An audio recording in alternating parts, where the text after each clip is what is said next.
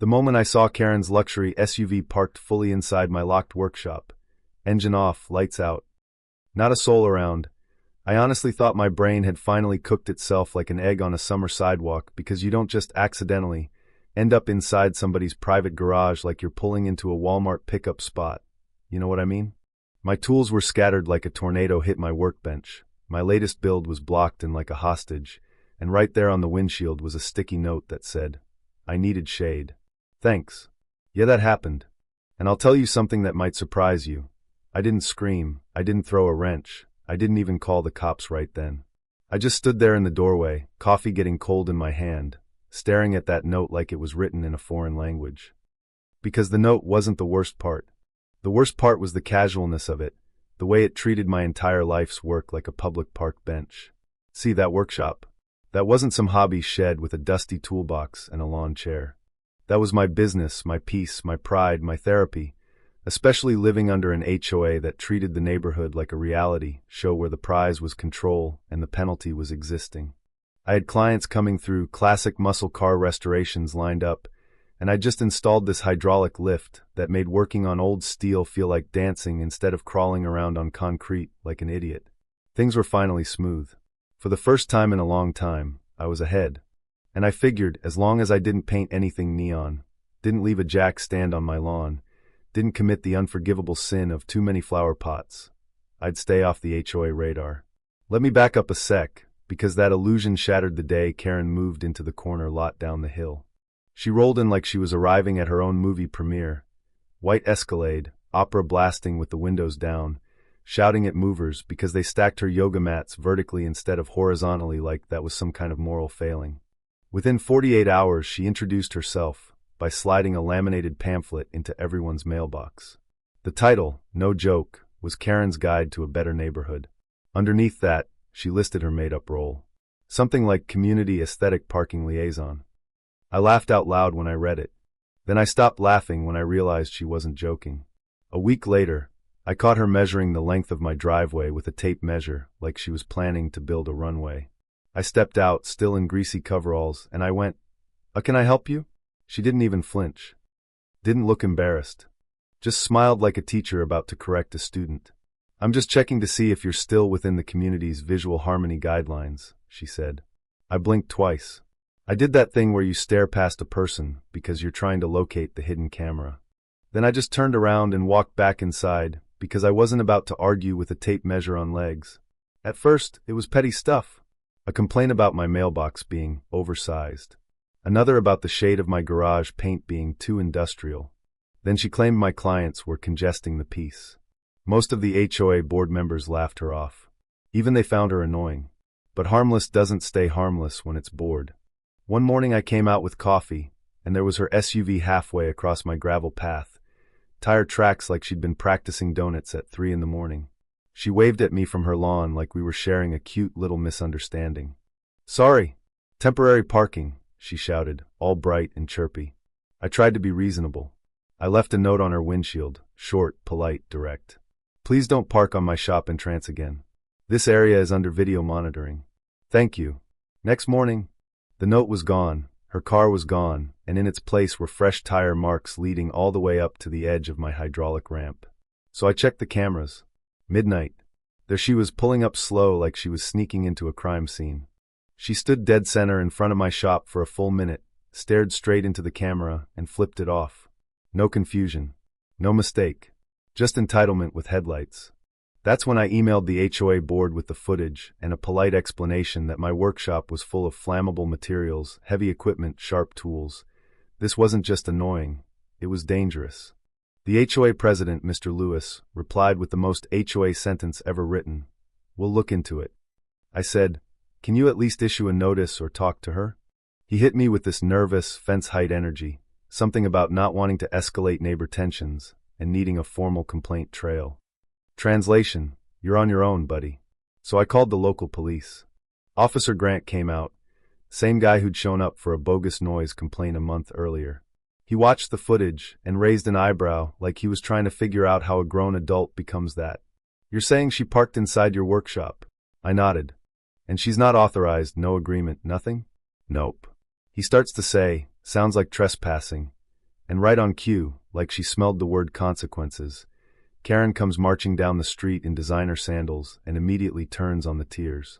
"He locked my car in," she sobbed, loud enough for 3 houses to hear. "I thought it was a community facility. He threatened to burn it down." I just stood there holding a coffee cup, blinking, because you ever watch somebody lie while knowing they're on video? It's like watching someone argue with gravity. Officer Grant sighed, rubbed his forehead, and said, "Look, I can't arrest her unless there's damage or a restraining order situation. Civil matter for now. File a report. Document everything." Then he left. Karen gave me this smug little smile and sashayed off like she'd won a pageant called Most Untouchable.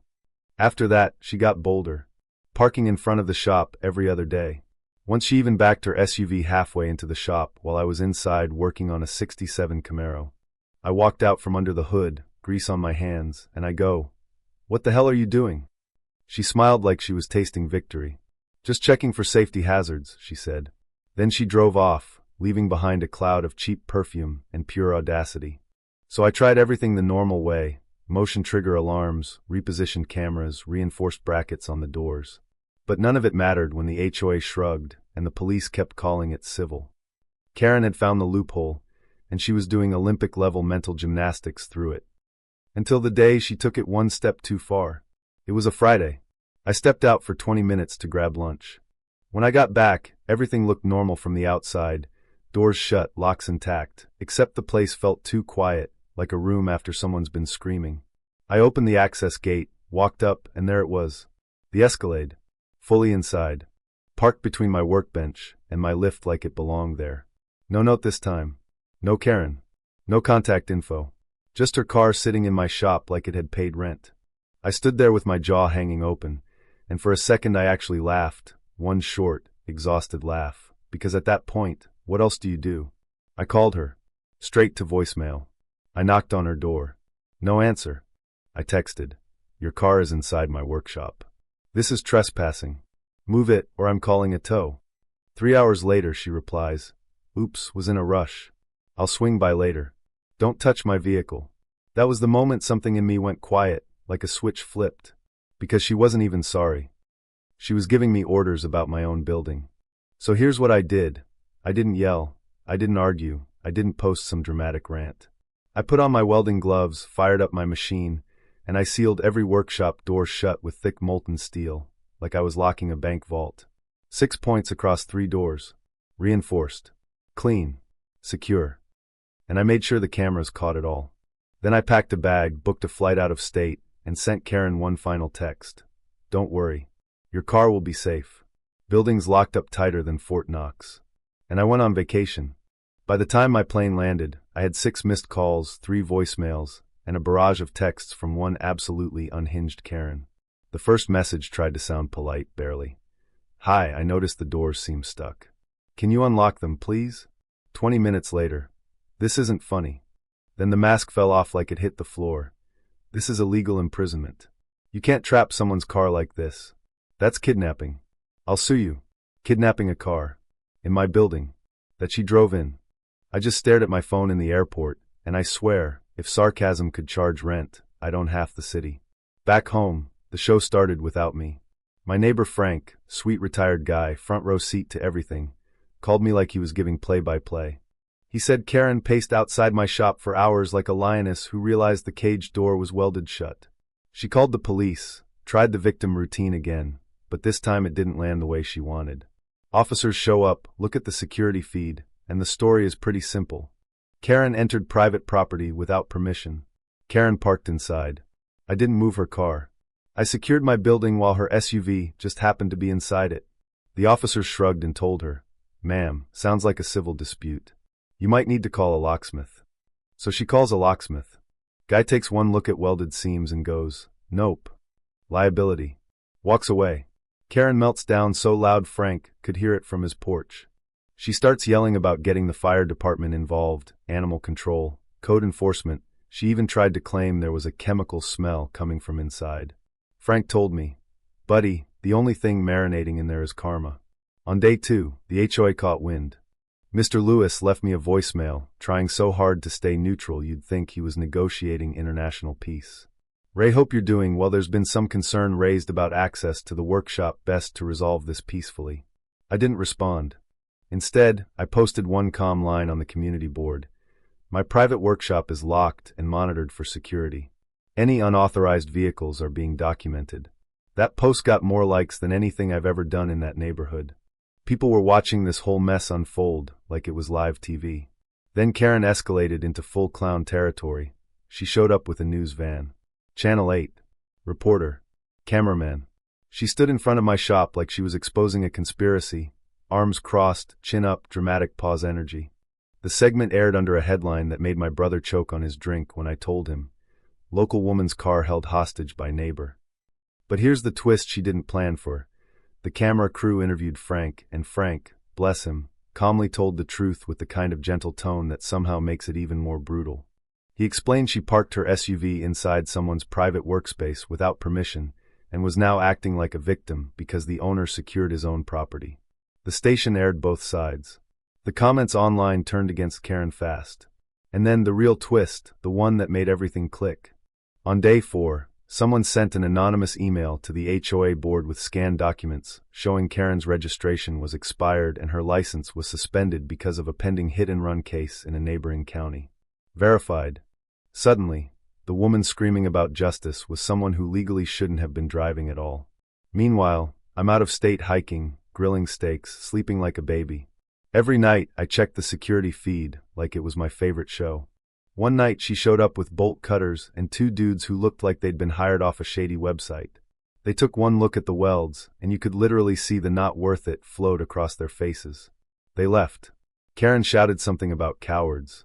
By the end of the week, her SUV sitting untouched inside my sealed garage became a symbol. Not of me being cruel, of her being powerless without her usual tricks. I flew back on Sunday evening feeling lighter than I had in months. I walked toward my house through the cool dusk, and everything looked peaceful, except, of course, the now famous white Escalade still inside my shop like a very expensive paperweight. I stood in front of the doors, ran my fingers along the weld seams, and smiled. Then I made one final phone call.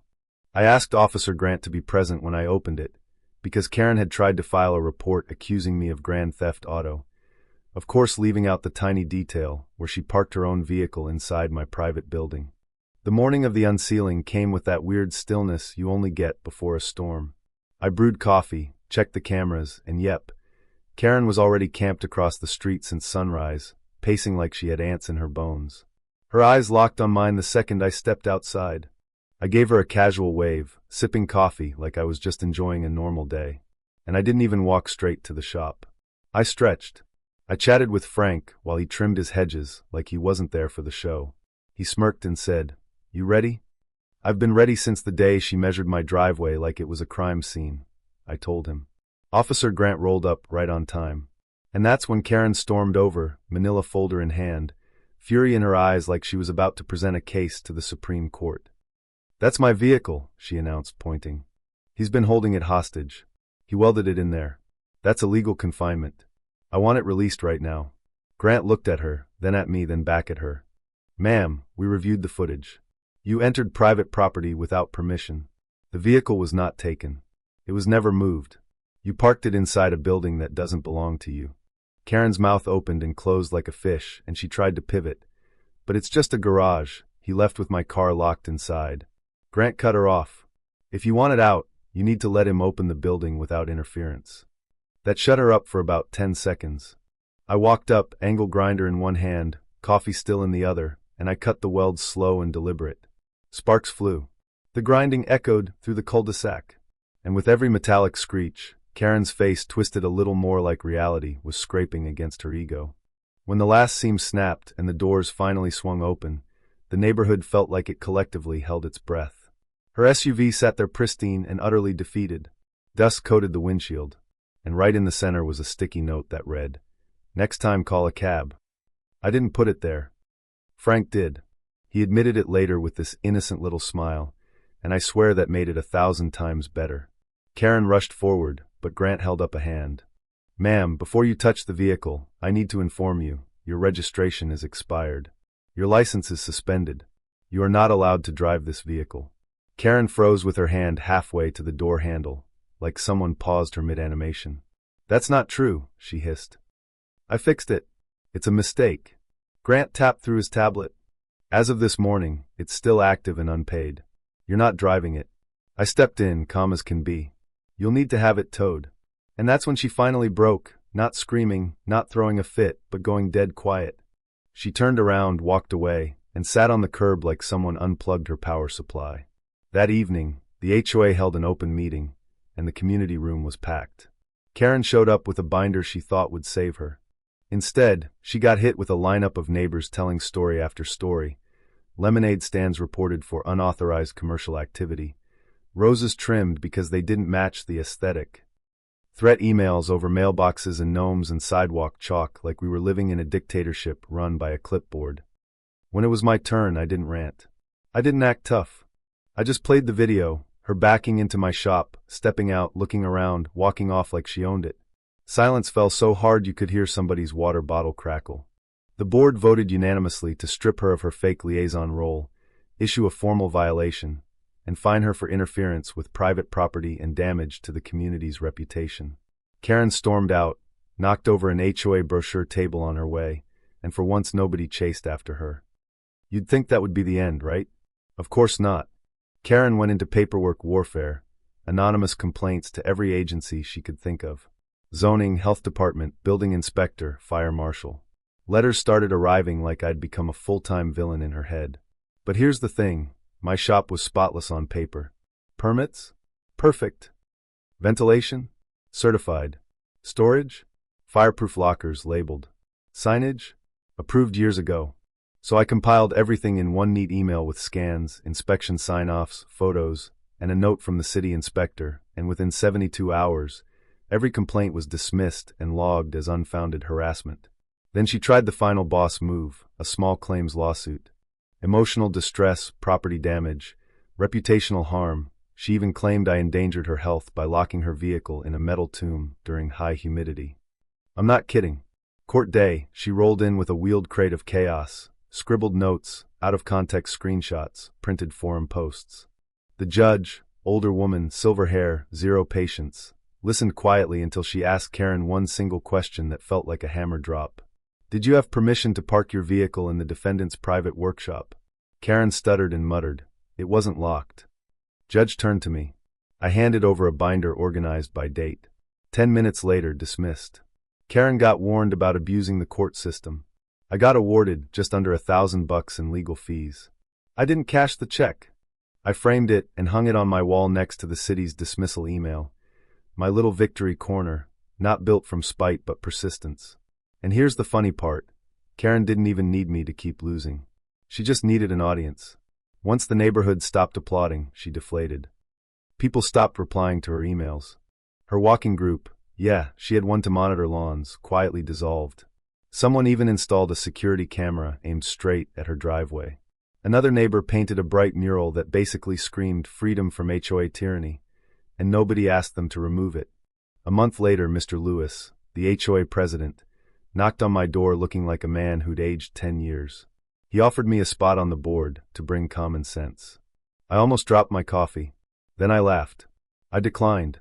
I told him I'd rather stay in my shop, fix cars, mentor kids, help when something real comes up. I don't need a title. I already had what I wanted, my peace back. Karen, stripped of influence, stayed indoors most days. Her house looked the same, but it felt colder. Every now and then I'd see her watering bushes with robotic motions, like she was still filing violations in her head. And then one afternoon, the community kids brought me a big poster board, thank you notes, drawings, little greasy handprints from helping with bikes and go-karts. In the middle was a cartoon of my workshop with bold letters, "The Vault, where Karen got welded." I laughed so hard I had to sit down. And just when it felt like the universe was done, Liam, my apprentice, young guy from 2 blocks over, ran into the shop one day with a brown envelope. No return address. Inside was a typed note with no signature. "You think you won, but I'll see you again. Don't get comfortable." Liam read it, then burst out laughing. "She really mailed you a villain letter, like it's a movie." I folded it, walked over to the shredder, and fed it in without even blinking. Let her watch from the shadows. I thought all that means is she's giving me free marketing. 2 months went by without a real incident. The neighborhood felt lighter. Kids rode bikes without being photographed. People mowed lawns without fearing a tape measure. My shop became this weird symbol, part workspace, part safe zone, part reminder that boundaries matter. And then, one morning, the final, sweetest kind of silence showed up in the form of a moving truck in Karen's driveway. A real one. Full-sized. Professional. Boxes coming out fast. No drama, no speeches, no farewell cupcakes. By afternoon, the HOA sent a group message. As of this week, Karen Williams has sold her property and will be relocating. We thank her for her time in the community and wish her well. That was it. By sundown, the only sign she'd ever lived there was a bare dirt patch where her lawn ornament army used to stand like tiny plastic soldiers enforcing imaginary laws. I didn't wave. I didn't gloat. I just stood in front of my workshop with my arms crossed, watching the last chapter roll out of the neighborhood with zero fanfare, and for some reason, that felt even better than revenge. Because it wasn't about humiliating her. It was closure. She tried to dominate, intimidate, manipulate, and in the end, she folded under the weight of her own nonsense. Beautifully poetic, honestly. That weekend, I hosted a barbecue. Neighbors, former targets, even a couple cops who'd dealt with her. Ribs on the grill, music playing, kids running around, people laughing like the neighborhood finally exhaled. Mr. Lewis showed up too, plate in hand, and said, "You know, I think that was the first time our HOA actually came together for something good." I raised my drink and said, "All it took was one SUV, a welder, and a locked door." He laughed and asked if I'd ever run for president of the board. I told him, hard pass. I like my job too much. Plus I'd weld the clubhouse shut the first time someone complained about hedge symmetry. He grinned and said, "That's exactly why people would vote for you. So let me ask you something, because I still go back and forth on it. Sometimes was what I did petty, or was it fair? If someone trespasses, lies, weaponizes rules, and keeps getting away with it, do you keep playing nice, or do you draw a line so clear they can't pretend they don't see it? Drop your take in the comments. What's justice in a neighborhood like that? And where's the line between standing up for yourself and going too far? And if you've ever had your own HOA horror story, or a Karen who tried to run your life, I want to hear it. Tell me what happened and how you handled it.